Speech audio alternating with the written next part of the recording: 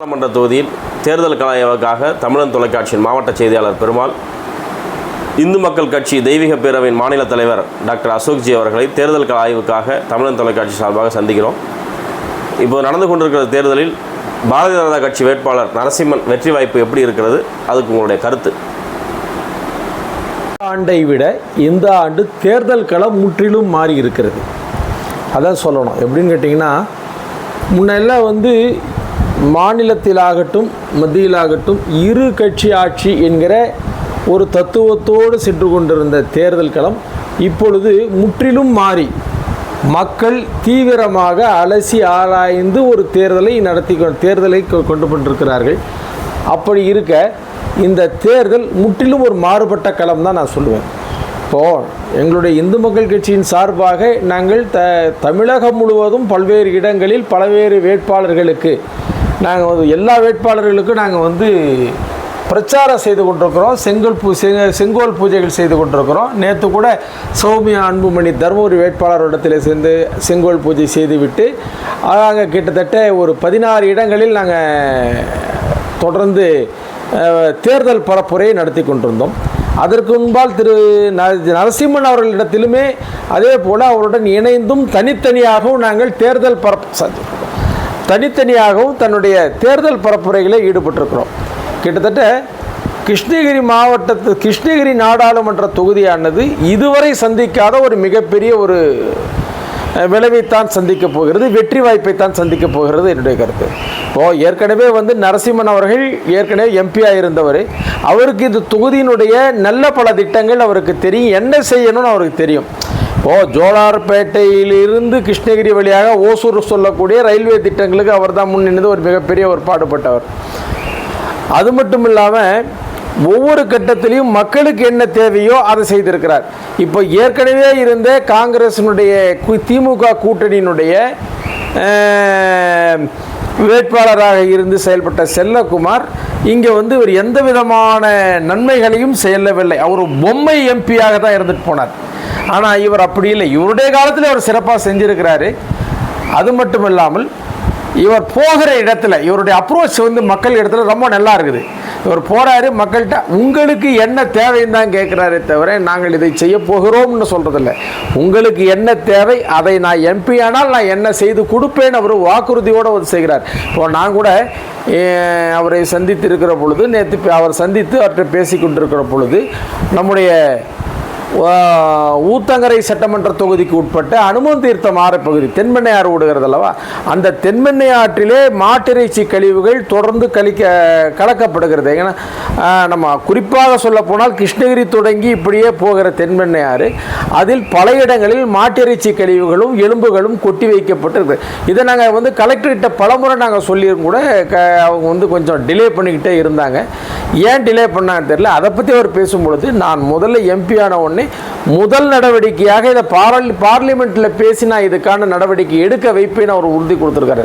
அது மட்டும் இல்லாமல் தண்ணீர் பஞ்சத்தை நீக்குவதற்கான என்னென்ன திட்டங்களையும் செய்யுது. அந்த மாதிரி ஒவ்வொரு பகுதிக்கு போகும்போது அந்த பகுதி மக்களுக்கு என்ன தேவையோ அந்த தேவையை செய்கிறேன்னு சொல்லியிருக்கிறாங்க.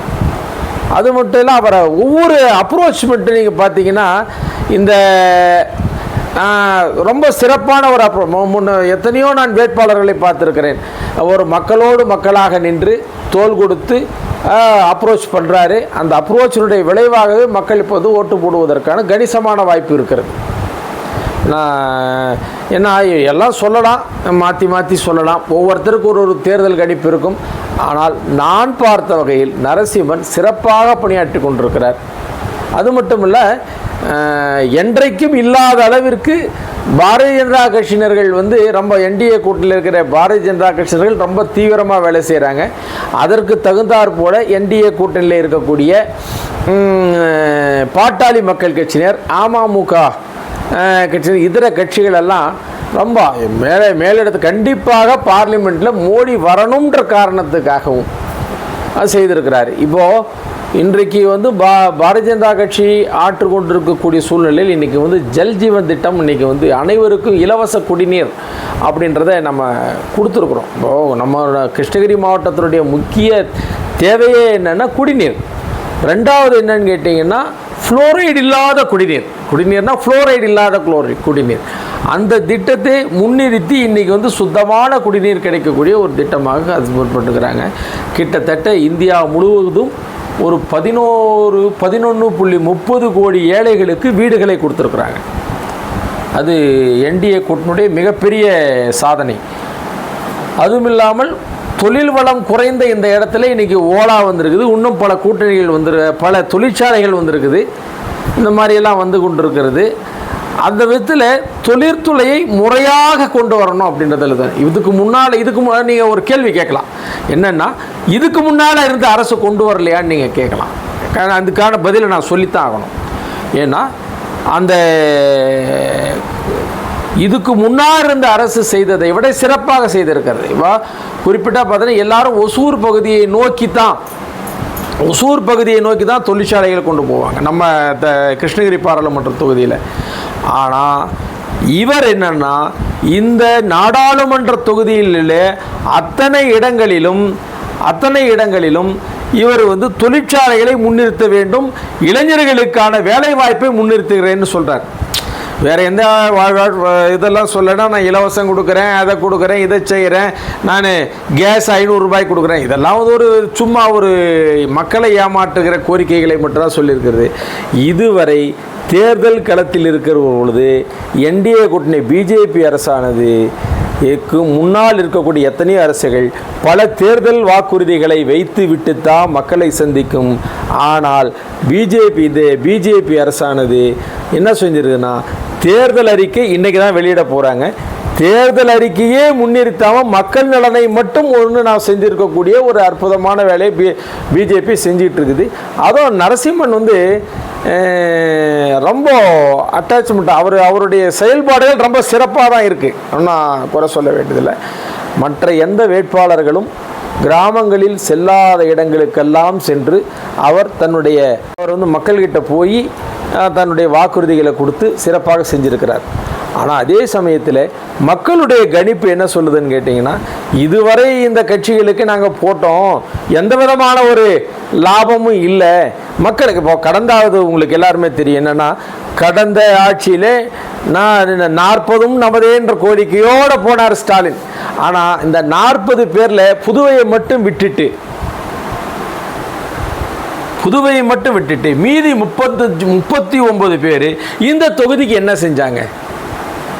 அது ஒரு கேள்விக்குறி தானே. எதுவும் செய்யலை. போய் பார்லிமெண்ட்டில் மத்திய அரசை எதிர்க்கிறது மட்டுமே ஒரு குறிக்கோளாக செய்து கொண்டிருந்தார்களே தவிர மக்கள் அந்தந்த தொகுதி மக்களுக்கு என்ன செய்யணும்னு செய்யலை. ஒரு எம்பிக்கு 5 கோடி ரூபாய்க்கு அளவிலான மானியத்தை கொடுத்து நிதியை கொடுத்து அந்த தொகுதி மக்களுக்கு செய்யணும்னு சொல்கிறாங்க. ஆனால் இதுவரையில் கிருஷ்ணகிரியை பொறுத்தவரையிலும் இதுக்கு முன்னிருந்த எந்த எம்பியும் செய்யவே இல்லை. அதுவும் குறிப்பாக செல்லக்குமார் வந்து இதை ஒரு சவலை பிள்ளையாக, வேண்டாத பிள்ளையாக வைத்து கொண்டு அவர் எங்கேயோ அவர் பாட்டு சுற்றிக்கிட்டு இருந்தார். ஆனால் இப்போ நம்முடைய நரசிம்மன் அவர்கள் என்ன சொல்கிறாருன்னா, இந்த நிதிக்கு மேலாக இன்னும் பல நிதியத்தை பெற்று நான் இந்த கிருஷ்ணகிரி நாடாளுமன்றத்தை சேர்ந்த மக்களுக்கு 100க்கு 200% என்னால் முடிந்த அத்தனை வேலைகளையும் செய்கிறேன்னு தான் சொல்லியிருக்கிறார். அதனால் மக்கள் மத்தியில் நல்ல ஒரு எழுச்சி நடந்திருக்குது. இப்போது அவருக்கு யார் போட்டின்றதெல்லாம் இல்லை, அவர் போட்டியை பற்றியே அவர் சிந்திக்கவே இல்லை.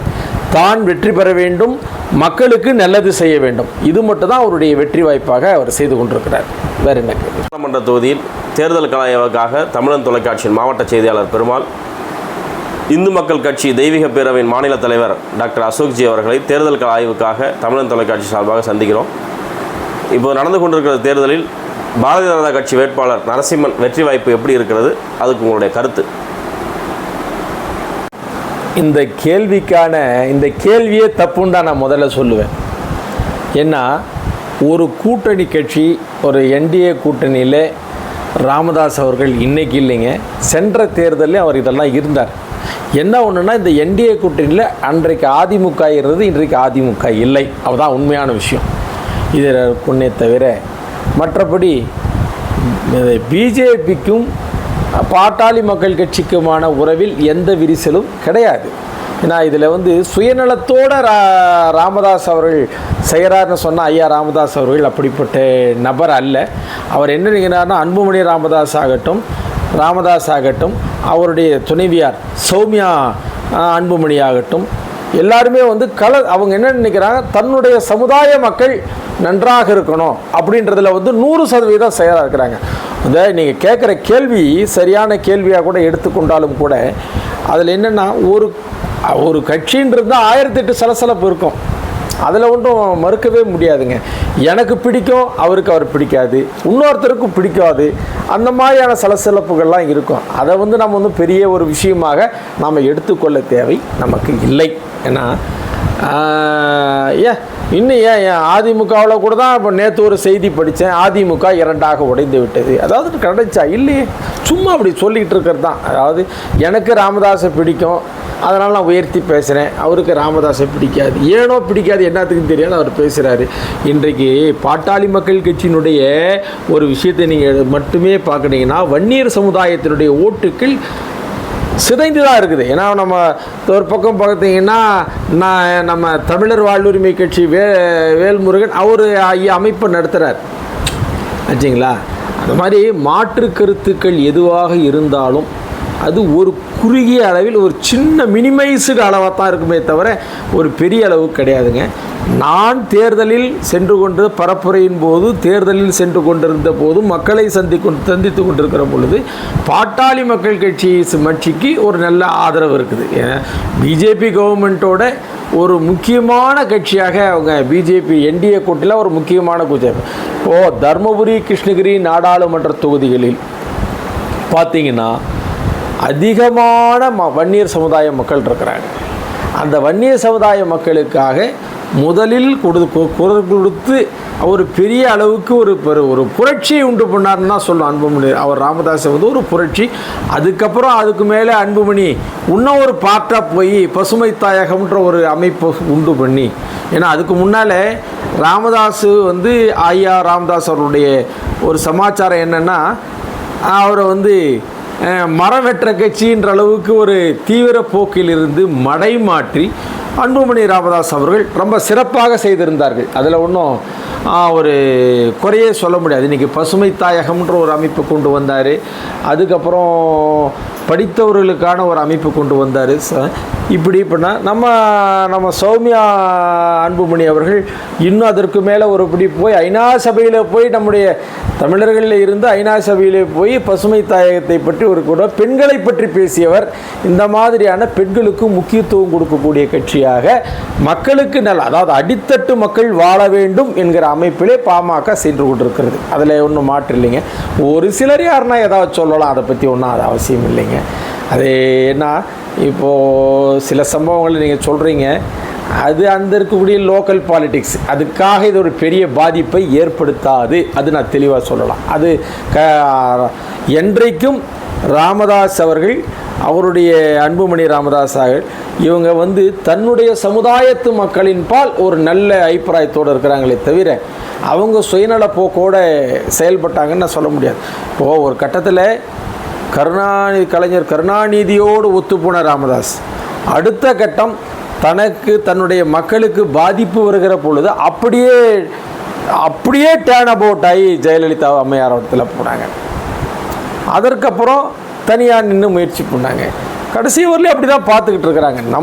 அவங்களுடைய அந்த பிஎம்கே என்கிற அந்த வன்னிய சமுதாய மக்களுடைய நலனுக்காக மட்டுமே சிந்தித்து கொண்டிருக்கிற ஒரு தலைவராக அவர் இருக்கிறார். அதில் ஒன்றும் மாற்று கருத்து இல்லை.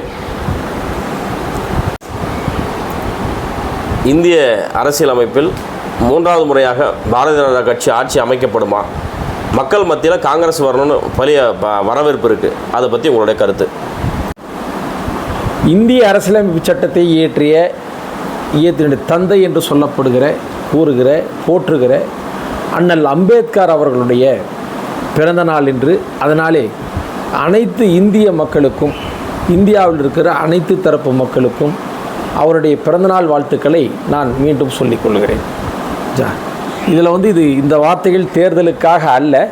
அவர் அம்பேத்கர் ஒரு உயரிய தலைவர், அப்படி தான் சொல்லணும். ஏன்னா இந்த பாரதிய ஜனதா அரசுக்கு மட்டுமல்லாமல் அவரை எம்பியாக நின்று அழகு பார்த்தது பாரதிய ஜனதா. இப்போக்கு இருக்கிற பாரதிய ஜனதா, அன்றைக்கி இந்து மகாசபா அப்படிப்பட்ட தான். அவர் இன்றைக்கி ஒரு மாதிரியாக அவர் மதத்துக்கு எதிரானவர் இல்லை, அவர் ஒரு பொதுவான தலைவர். அதனாலே அவருக்கு எங்களுடைய இந்து மக்கள் கட்சியில் சார்பான எங்களுடைய பிறந்தநாள் வாழ்த்துக்களை தெரிவித்துக் கொள்கிறேன். நம்முடைய சகோதரர் கேட்ட கேள்வி நல்ல ஒரு கேள்வி தான், நான் எதிர்பார்க்கக்கூடிய கேள்வி. இந்திய அரசியலில் 3வது முறையாக என்றார். இது ஒன்றும் புதுசு ஒன்று நமக்கு கிடையாது. ஏன்னா அம்மையார் இந்திரா காந்தி அம்மையார் பல முறை வந்திருக்கிறாங்க, 3 முறைக்கு மேலாக ஆண்டிருக்கிறார். அதற்கு பிறகு வந்த தலைவர்களில் அவர் காங்கிரஸ் தலைவர்களாகட்டும் பிற கட்சி தலைவர்களாகட்டும் அவருடைய சில காரணங்களால் 3 முறையோ 2 முறையோ ஆட்சி அமைக்க முடியாமல் போய்விட்டது, அது ஒரு விஷயம்.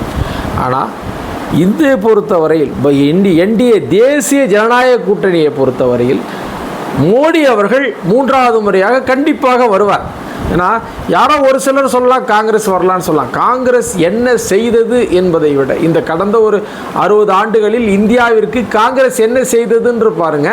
இந்த 10 ஆண்டுகளில் பாரதிய ஜனதா கூட்டணி கட்சியானது அரசானது நரேந்திர மோடி அரசு ஆனது என்ன செய்திருக்கிறத நம்ம பார்க்கணும். இப்போது முதல்ல இந்தியாவுக்காக, அதாவது ஏகே அந்தோனின்னு ஒரு இராணுவத்துறை அமைச்சர் இருந்தார் சென்ற ஆண்டுகளில். அவர் என்ன சொன்னார்னா, ஐயோ பக்கத்தில் சீனா தாக்கிடுவான், அடிக்க முடியாது, ஒன்றும் பண்ண முடியாது, பாகிஸ்தான் நம்மளை கொன்னுடுவான், இப்படியெல்லாம் பேசினாங்க. நமக்கு அந்த ஆயுத பலம் இல்லை அப்படின்னு சொன்னாங்க.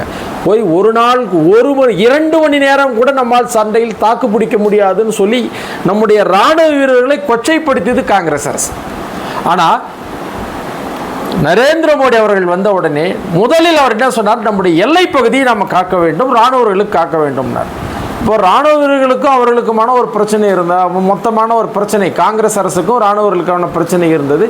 அதை உடனடியாக பேச்சுவார்த்தை மூலம் தீர்த்து அவருடைய நலத்தை கொண்டு வந்தார்கள். இன்றைக்கு இந்தியா சுயமாக தன்னுடைய ஆயுத பலத்தை தீர்த்து, நம்ம அடுத்த நாடுகளில் போய் நம்ம வாங்கிட்டு கெஞ்சிக்கிட்டு இருந்த நிலை போய் இன்றைக்கி நம்ம பல ஆயுதங்களை நம்ம தயார் பண்ணுகிறோம். நமக்கு தேஜாஸ் ரெடி ஆகிட்டு இருக்குது. விமானம் தாங்கி கப்பலை நம்ம வெளியிலேருந்து வேற்றூர் நாட்டில் மூலம் செய்துட்டு இருந்தோம். இப்போ நமக்கு ரெண்டாவது விமானம் தாங்கி கப்பல் தான் இருக்குது. நீர்மூழ்கி கப்பல் செய்து கொண்டிருக்கிறார்கள். இன்னும் பல விஷயங்கள். இந்திய பெருங்கடலுடைய அரசன் அப்படின்ற ஒரு திட்டத்தை கொண்டு வந்திருக்கிறார். அது மட்டும் இல்லாமல் உலக நாடுகளில், அனைத்து உலக நாடுகளில் கட்டாய இராணுவ சேவை என்பது இருந்தது. ஆனால் நம்முடைய இந்தியாவில் கட்டாய இராணுவ சேவை இல்லை. ஆனால் அதற்கு பதிலாக தாமாக முன்வந்து ஒரு துணை இராணுவ சேவை வேண்டும் என்கிற காரணத்திற்காக அக்னிவீர் திட்டங்களை கொண்டு வந்தார்கள். அது ஒரு குறுகிய கால திட்டம். அதாவது இந்த 10 ஆண்டுகளில் எதிர்கட்சிகள் நரேந்திர மோடி அவர்கள் கொண்டு வந்திருந்த பல திட்டங்களை கொச்சைப்படுத்தினார்களே தவிர அதனுடைய உண்மைத்தன்மை இல்லை. இன்னைக்கு தமிழ்நாட்டை எடுத்தீங்கன்னா, அப்போ மத்திய அரசு அனைவருக்கும் குடியிருக்கின்ற திட்டத்தை கொடுக்குது, ஜல்ஜீவன் திட்டம் கொடுக்குது. ஆனால் இங்கே கலைஞரின் குடியிருப்பு திட்டம்னு நம்ம முதலமைச்சர் அவர்கள் சொல்கிறார். இப்போ ஸ்டிக்கரை வேணால் மாற்றி மாற்றி ஒட்டுறாங்களே தவிர அதனுடைய ஒரிஜினாலிட்டி என்ன இருக்குது? இப்போ வீட்டுக்கு வீடு கட்டும் திட்டம், இப்போ ஏழைகள் அத்தனை பேருக்கு வீடு கட்டு திட்டம் கொடுத்தாங்க. உடனே இங்கே இருக்கிற அரசு என்ன சொல்லுது, இது கலைஞரின் வீடு கட்டு திட்டம் அப்படின்றது. இதில் தவறு. ஏன்னா அடுத்தவனுடைய பிள்ளைக்கு தன்னுடைய இன்ஷியலை போட்டுக்கிறதுன்றது திமுக கழகத்துக்கு சரியான ஒரு செயலாக நான் கருதவில்லை. இன்றைக்கு மக்கள் மத்தியிலே காங்கிரஸ் அரசு செய்ததை விட, அதாவது இந்தி கூட்டணியுடைய அரசுகள் செய்ததை விட இங்கே சிறப்பாக செய்து கொண்டிருக்கோம். இப்போது நாம் இந்து கூட்டணியை மட்டும் நாம் இவ்வளோ நம்ம பேசுகிறோம். காங்கிரஸ் அரசு ஏன் இங்கே இருக்கக்கூடிய ஸ்டாலினுடைய கூட்டணி தானே பக்கத்தில் கர்நாடகா. ஏன் நமக்கு தண்ணி விடும்போது நம்ம தண்ணி விடுறதை பற்றியே குடிக்கிற காவிரியில் குடி தண்ணீர் விடும்போது 1008 கேள்வி. மேகதாது அணையில் இவர் சொல்கிறார், நான் சட்டப்படியாக நான் மேகதாது அணையை கட்ட விடாமல் தடுப்பேன்றார். அவன் நான் கட்டியே தீர்வேன்றான். ஒரு கூட்டணியில் இருக்கக்கூடிய 2 கட்சிகள் தங்களுக்குள் ஒரு ஒற்றுமையை ஏற்படுத்த முடியாமல், புரியுதுங்களா, தங்களுக்குள் ஒரு சுமூக சமரசம் இல்லாமல் மக்களுக்கு எதையும் செய்யாமல் நான் அங்கே ஆலோசனை. இன்னொரு பக்கம் கேரளாவில் போனால் காங்கிரஸ் ஆண்டால் நாடு நாசமாகிவிடும்னு அங்கே இருக்கக்கூடிய முதல்வர் சொல்கிறாரு. அங்கே இருக்கிற கம்யூனிஸ்டுகள் சொல்கிறார். அந்த கூட்டணிக்கும் இந்தி கூட்டணிக்கும் இங்கே இருக்கிற கம்யூனிஸ்ட் கூட்டணிக்கும் தொடர்பே இல்லை. அது வேற இது வேற. அவங்க தனியாக போட்டி போட்டுக்கிட்டு நாங்கள் தனியாக போட்டி போட்டுக்கணும். அவங்களுக்குள்ள ஒரு ஒற்றுமை போக்கு இல்லை. ஆனால் இங்கே வந்த உடனே இங்கே இருக்கிற கம்யூனிஸ்டுக்காரங்கெல்லாம் காங்கிரஸ் ஆண்டால் நாடு நலமாகிவிடும், அங்கே நாடு நாசமாக போகன்றான், இவன் நாடு நலமான. அப்போ ஒவ்வொரு கட்டத்திலையும் அந்த கூட்டணியில் இருக்கக்கூடிய அரசு கட்சிகளுக்கும் இவர்களுக்கும் ஒரு முறையான ஒரு தொடர்பு இல்லை. அதற்கப்புறம் ஒரு நாட்டின் உலக நாடுகளை பற்றி நீங்கள் சொன்னீங்க. நரேந்திர மோடி உலக நாடுகளில் இடத்திலே அவர் போனார். நம்முடைய பிரதமர் சாதாரண உலக நாடுகளில் இந்தியாவை முன்னிறுத்தி இருக்கிறார். அதை நம்ம சொல்லணும். இன்றைக்கி அமெரிக்க ஐக்கிய நாடுகளாகட்டும், ஆஸ்திரேலியாவாகட்டும், ஐரோப்பிய குடியரசாகட்டும், இவங்க எல்லாம் நம்ம மோடி என்ன சொல்கிறார் அதை வச்சு நம்ம செய்யலான்ற ஒரு கட்டத்துக்கு கொண்டு வந்திருக்கிறாங்க. அது ஒரு மிகப்பெரிய வெற்றின்னு தான் நான் சொல்லணும். அதுக்கு முன்னாலே எங்கே போனால், ஃபாரின் போனால் நம்ம பிரதமர்கள்லாம் இப்படி கை கட்டி தான் நிற்பாங்க வச்சிங்களா. பழைய இதை பார்த்தீங்கன்னா இப்போ பார்த்தா அப்படியே கையை கட்டி தான் அப்படியே நிற்பாங்க. ஆனால் இன்றைக்கி நம்முடைய மோடி இப்படி தோல் மேலே கை போட்டுக்கின்னு கட்டி அணைச்சி ஒரு நட்போட நம்முடைய நாட்டுடைய நலனை பற்றியே சிந்திக்கிறார். அதை பற்றி தான் பேசிகிட்டு இருக்கிறாங்க, வேறு யாரும் அதை செய்யலை. அப்படிப்பட்ட ஒரு பிரதமர் நமக்கு வாய்க்கப்பட்டிருக்கார். ஒரு இந்திய அரசியலில் மிகப்பெரிய புரட்சி பாரதிய ஜனதா கட்சியினுடைய அரசு, அதுவும் குறிப்பாக சொல்ல போனால் நரேந்திர மோடி அரசு. இப்போ ஒரு சாமானியனும் பிரதமராக முடியும் அப்படின்றது, அரசாள முடியும் நிரூபித்தது பாரதிய ஜனதா கட்சி தான், வேறு யாரும் கிடையாது. பார்த்தீங்கன்னா ஒரு அடல் பிஹாரி வாஜ்பாய் ஒரு நல்ல பேச்சாளர், ஒரு படிப்பாளி அவர் இல்லைன்னா இன்றைக்கி இந்தியா முழுவதுமான சாலை திட்டங்கள் இன்றைக்கி நம்ம வண்டிகளில் போயிருக்க முடியாது. அந்த திட்டத்தை அவர் செய்து கொடுத்தார். அதனுடைய தொடர்பாக அதற்கு பிறகு வந்த மன்மோகன் சிங் அதில் பல குளறுபடிகளை செய்து தவிர மற்றபடி ஒன்றும் அதில் சிறப்பாக ஒன்றும் செய்யலை. ஆனால் நரேந்திர மோடி உள்கட்டமைப்புகளை இன்னும் ஒரு அதிகமாக போய் நாட்டிற்கு தேவையான உள்கட்டமைப்பு என்கிற இன்றைக்கி உலகிலேயே மிக உயரமான பாலத்தை கொடுத்துருக்கிறார். அது யாராலும் செய்ய முடியாது. இன்றைக்கி நமக்கு வந்தே பாரத் ட்ரெயின் வந்துக்கிட்டு இருக்குது. வந்தே பாரத்தில் அது செமி ஹை ஸ்பீடு ட்ரெயின் தான், அது புல்லட் ட்ரெயினோட செமி ஹை ஸ்பீடு ட்ரெயின். ஆனால் இங்கே நம்ம என்ன சொல்ல, மாடு மோதி கிழிஞ்சு போச்சு. இதுவரையிலும் அந்த மாதிரி எல்லாம் ஒன்றும் இல்லை. அதுக்கு முன்னாலே ஒரு நிகழ்ச்சி நடக்கலையா? குற்றம் சொல்வதற்காக கூட முத்தலாக் தடை சட்டம், முஸ்லீம்களுக்கு முத்தலாக் தடை சட்டம் சொல்லியிருக்கிறாங்க. இன்றைக்கி இன்னும் சொல்லப்போனால் கல்வித்துறையில் இஸ்லாமிய பெண்களுக்கான இடஒதுக்கீட்டை அதிகப்படுத்தியிருக்கிறார். இந்த உயர்கல்வி படிக்கக்கூடிய விரும்புகிற இஸ்லாமிய பெண்களுக்கு இன்னும் நமக்கு மற்ற சமுதாய மக்களை விட அவர்களுக்கு உயரிய ஒரு ஸ்காலர்ஷிப் இன்றைக்கி பல உலக பல்கலைக்கழகம், இந்தியாவில் மட்டும் இல்லை வெளிநாட்டுகள் இருந்தால் கூட இங்கேருந்து அவங்களுக்கு கொடுக்கறதுக்கு அவர் செய்திருக்கிறார். அது மட்டும் இல்லை, இன்னும் சிறப்பாக சொல்லப்போனால் முத்ரா திட்டம் முத்ரா மட்டுமல்ல, முத்ரா திட்டம் கொடுத்துருக்கிறார். ஒரு சாமானிய ஒரு காய்கறி கடைக்காரன் ஒரு 6 மாதம் தன்னுடைய பேங்க் அக்கௌண்ட்டை கொடுத்தான்னா அதுக்கப்புறம் அவன் ஒரு 5 லட்ச ரூபா வரலையும் கடன் வாங்கி விரிவுறுத்திக்க முடியும். அதற்கு முன்னால் அந்த வாய்ப்பு இல்லை. அதுக்கப்புறம் டிஜிட்டல் கரன்சி, இது ஒரு மிகப்பெரிய இந்த அரசினுடைய மிகப்பெரிய சாதனை. எப்படின்னு கேட்டிங்கன்னா, ஒரு நாட்டினுடைய பணவீக்கம் என்பது அந்த பணம் நிறுத்தப்பட்ட இந்த கரன்சி, அதாவது புழக்கத்தை வச்சு தான் இது பண்ண முடியும். இப்போ ஒரு நாட்டில் பணவீக்கம் அதிகமாக இருந்துச்சுன்னா உலக நாடுகளில் ஒரு வழக்கம் என்னன்னு கேட்டிங்கன்னா, உடனடியாக தன் எடுத்துருக்கக்கூடிய தங்கத்தை அடமானம் வச்சுட்டு அதுக்கு நோட் அச்சடிப்பு நோட்டை வெளியிடுவாங்க. ஆனால் நரேந்திர மோடி அந்த வேலையை செய்யவே இல்லை. இன்றைக்கி எல்லாம் இன்றைக்கி அந்த ஒரு குண்டோடைய காமிச்சிட்டு அவருடைய அது என்ன சொல்லுவோம், அவருடைய காமிச்சிட்டு காடை சொட்டிட்டு ஈஸியாக இன்றைக்கி பண்ணுறாங்க. இன்றைக்கி அதனால் பார்த்திங்கன்னா காகித பணம் புழக்கம் தடை செய்யப்பட்டு அந்த பணம் முழுமையாக மக்களிடத்தில் போயிட்டு இருக்குது. மக்களும் பயன்படுகிறார்கள், அரசும் பயன்படுகிறது, அரசுக்கு தேவையான வரி வருவாயும் கிடைக்கிறது. அந்த டிஜிட்டல் கரன்சி சிஸ்டத்தில் பார்த்திங்கன்னா ஒரு 4-5 விதமான பலன் சொல்லலாம். பணப்புழக்கம் அதிகமாக இருக்குது, மாநில அரசுக்காகட்டும் மத்திய அரசுக்காகட்டும் கட்ட வேண்டிய டேக்ஸை கரெக்டாக வந்துடுது. அதற்கப்புறம் ஃப்ரீயாக நம்ம எடுத்துகிட்டு போகிறோம் பண்ணலாம், அது ஒரு விஷயம். அதற்கு மேலே நம்முடைய தங்கம் நம்முடைய கருவூலத்திலே இருக்கிறது, நம்ம அடமானத்துக்கு போகலைங்க. நம்முடைய தங்கம் நம்முடைய இப்போ கிட்டத்தட்ட பணவீக்கம் குறைஞ்சிருக்குது. இப்போ உக்ரைன் வார் வந்தது, என்ன மாதிரி வந்தது, இந்த சூழ்நிலையெல்லாம் பார்க்கும் பொழுது இந்தியா நின்ற நிலைப்பாடு, இஸ்ரேல் ஆகட்டும் உக்ரைன் ஆகட்டும், இந்தியா நிலைப்பாடு சரியான நிலைப்பாடு. தைரியமாக இதற்கு முன்பால் நடந்த எந்த சண்டையிலும் எந்த உலக நடலில் எந்த நிலையிலும் இந்தியா தன்னுடைய நிலைப்பாட்டை சரியாக சொல்லவில்லை. இதற்கு பிறகு 370 நீக்கம், இந்த 370 நீக்கத்திலே பார்த்திங்கன்னா இஸ்லாமியர்களுக்கு எதிராக நடந்ததாக மற்றவர்கள் சொல்லிக் கொண்டிருக்கிறார்கள். ஆனால் இன்றைக்கு காஷ்மீரிலே இருக்கக்கூடிய இஸ்லாமியர்கள் நன்றாக சிறப்பாக இருக்கிறார்கள், அமைதியாக இருக்கிறது. காஷ்மீர் பள்ளத்தாக்கு வெடிகுண்டுகளின் பள்ளத்தாக்கு என்ற நிலைமையை மாறி இன்றைக்கு ஆப்பிள் தோட்டம், குங்குமப்பூ, இது போன்ற ஒரு அமைதியை போறீங்க மக்கள் இன்னைக்கு செஞ்சுட்டு இருக்கிறாங்க. லடாக்கை ரெண்டா பிரிச்சாங்க, லடாக்கை வச்சாங்க. இன்னைக்கு நேரு அவர்கள் ஒரு வார்த்தையை சொன்னார், லடாக் என்பது ஒரு வறண்ட எதற்கும் உபயோகமில்லாத பூமி, அது நமக்கு தேவையில்லை, சீனாவுக்கு கொடுக்கும்னு சொன்னார்.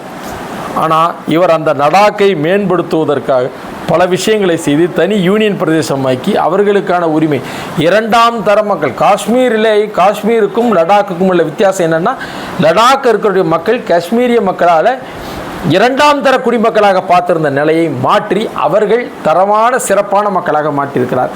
இது போல பல திட்டங்கள், என்ன அதுக்கு இன்னும் 4 மணி நேரம் சொன்னால் கூட நான் சொல்லிகிட்டே போகலாம். அந்த மாதிரி பல திட்டங்கள் இன்றைக்கி இருக்குது. அதனால் மக்கள் விரும்புகிறார்கள். அதாவது இன்னொரு விஷயம், நேரடி மானியம் வரல அப்படின்னு ஒரு வார்த்தை சொல்கிறாங்க. அதெல்லாம் கிடையாதுங்க. இன்றைக்கும் கூட கேஸ் சிலிண்டருடைய நேரடி மானியம் KYC சரிபார்க்கப்பட்டு அந்தந்த ஏஜென்சிகளால் கொடுக்கப்பட்டு வருகிறது. இதெல்லாம் காரணம் அந்த டிஜிட்டல் கரன்சி தான். அதாவது முன்னாள் நிதியமைச்சராக இருந்த சிதம்பரம் சொன்னார்னா, எதற்குமே வாய்ப்பில்லை, ஏன்னா அந்தளவுக்கு வைஃபை வேணும், நெட்டு வேணும் அப்படின்னார். இன்றைக்கி சாதாரணமாக மலைவாழ் மக்கள் கூட இன்றைக்கு இன்டர்நெட்டை பயன்படுத்தக்கூடிய அளவுக்கு வரும்போது சொன்னார், அதுக்கு நிறைய செலவாகும்னு சொன்னார். ஆனால் இன்றைக்கி அதை சாதித்து காட்டியிருக்கிறார் மோடி. அதை நம்ம பாராட்டு பண்ண விஷயம்தான். அது மட்டும் இல்லாமல் இன்றைக்கு நாம் நம்ம இன்றைக்கெல்லாம் ஏடிஎம் கார்டை நம்ம வச்சு சும்மா இது பண்ணிகிட்டு இருக்கிறோம். ஆனால் இன்றைக்கி ஒரு சாதாரண அக்கௌண்ட் அப்படின்னா ஒரு ஏடிஎம் கார்டு கிடச்சிடும், டெபிட் கார்டு கிடச்சிடும். ஆனால் இதற்கு முன்பாக 2 விசா கார்டு, மாஸ்டர் கார்டு, இதுக்கு நம்ம குறைஞ்சது ஒரு 50,000 ரூபாயாவது அக்கௌண்ட்டில் இருந்தாலும் அந்த கார்டு வாங்க முடியுன்ற செலவை தனியாக ஒரு UPI உருவாக்கி இன்றைக்கி அதை அனைத்து தரப்பு மக்கள் டிஜிட்டல் கரன்சியை பயன்படுத்தி இருக்கிறார். அதுக்கு பாராட்டப்பட வேண்டிய விஷயம். இதோட கொரோனா பீரியட் எடுத்துக்கிட்டிங்கன்னா நாம் அடுத்தவர்களிலிருந்து பெறக்கூடிய நிலைமையை மாற்றி நாம் கொடுக்கக்கூடிய நிலைமை ஆனால் ஒரு விஸ்வகுரு என்கிற சொல்கிற நிலைக்கு, உலகத்திற்கு இந்தியா ஒரு விஸ்வகுருவாக இருக்க வேண்டும் என்கிற சொல்கிற நிலையை மாற்றி அந்த நிலையை கொண்டு இன்றைக்கு உலகை காப்பதற்காக பல திட்டங்கள் செய்திருக்கிறார். அதில் பார்த்தீங்கன்னா இந்திய துணைக்கண்டம், ஐரோப்பா ஒட்டுமொத்த உலகத்தினுடைய மக்கள் தொகையில் ஐரோப்பாவுடைய மக்கள் தொகை ஐரோப்பாவில் உலக மக்கள் தொகைக்கு ஈக்குவலாக இந்திய மக்கள் தொகை இருந்து இந்தியா இந்த கொரோனாவை எப்படி எதிர்கொள்ளுன்ற யோசனை பண்ணாங்க. ஆனால் இது என்ன பண்ணுச்சு, இவர் அதை முற்றிலும் மாற்றி 3 முறை 4 முறைக்கு மேலாக அவர் அதை செய்திருக்கிறார். மக்களுக்கு கொடுத்தார், இலவச ரேஷன் கொடுத்தார். ஏன்னா கடுமையான பொருளாதார பற்றாக்குறை வந்துச்சு. அப்போ வளர்ந்த நாடுகளே தடுமாற மனசில் நம்முடைய மக்கள் பசியால் வாடக்கூடாதுன்றது இலவசமாக பல ரேஷன்கள் வாயிலாக ரேஷன் கடை மூலம் இன்றைக்கி கொடுத்துட்ருக்கிறார். அதை கூட இன்றைக்கி பார்த்தீங்கன்னா இலவச அரிசியெல்லாம் இங்கே போடுற மாநில அரசு தருதுன்னு நினச்சிருக்கிறாங்க. அதெல்லாம் இன்றைக்கி மக்களுக்கு நானே ரேஷன் கடையில் பார்த்துருக்கிறேன். மக்கள் இந்த ரேஷன் கடையில் கொடுக்குற பொருளை கூட மத்திய அரசு தருதுன்றதை தெளிவாக உணர்ந்திருக்கிறார்கள். அதெல்லாம் ஒன்றும் பிரச்சனை இல்லை. சின்ன ஒரு சலசலப்பு தான். அதற்கும் இந்த சலசலப்புக்கு இந்த பாஜக அரசு நடக்காது. 10 ஆண்டுகள் சிறப்பாக செய்திருக்கிறார். இந்த 3 ஆண்டுகள் அல்ல, இன்னும் 30 ஆண்டுகள் கூட நரேந்திர மோடி வர வேண்டும், இந்தியாவை உய்விக்க வேண்டும் என்பது எங்களுடைய கருத்து. நன்றி, வணக்கம். சட்டமன்ற தொகுதியில் தேர்தல் கலாய்வுக்காக தமிழன் தொலைக்காட்சியின் மாவட்ட செய்தியாளர் பெருமாள், இந்து மக்கள் கட்சி தெய்வீக பேரவையின் மாநில தலைவர் டாக்டர் அசோக்ஜி அவர்களை தேர்தல் ஆய்வுக்காக தமிழன் தொலைக்காட்சி சார்பாக சந்திக்கிறோம். இப்போது நடந்து கொண்டிருக்கிற தேர்தலில் பாரதிய ஜனதா கட்சி வேட்பாளர் நரசிம்மன் வெற்றி வாய்ப்பு எப்படி இருக்கிறது, அதுக்கு உங்களுடைய கருத்து? கலவரத்தை பற்றி நம்ம சொல்லுவோமே, மணிப்பூரில் கலவரமே நடக்கலை, அதான் நான் சொல்லுவேன். ஏன்னு கேட்டிங்கன்னா 2 சமுதாய மக்களுக்கான பிரச்சனையாக முன்னிறுத்தப்பட்டது. ஆனால் உண்மையில் நடந்தது என்னென்னா, எல்லை தாண்டி வந்த மக்கள் இங்கே குடியேறி இருந்த மக்களுக்கும் மணிப்பூரில் இருந்த பழங்குடி இருந்தனாக வாழ்ந்த மக்களுக்கும் இடையிலான ஒரு பிரச்சனை.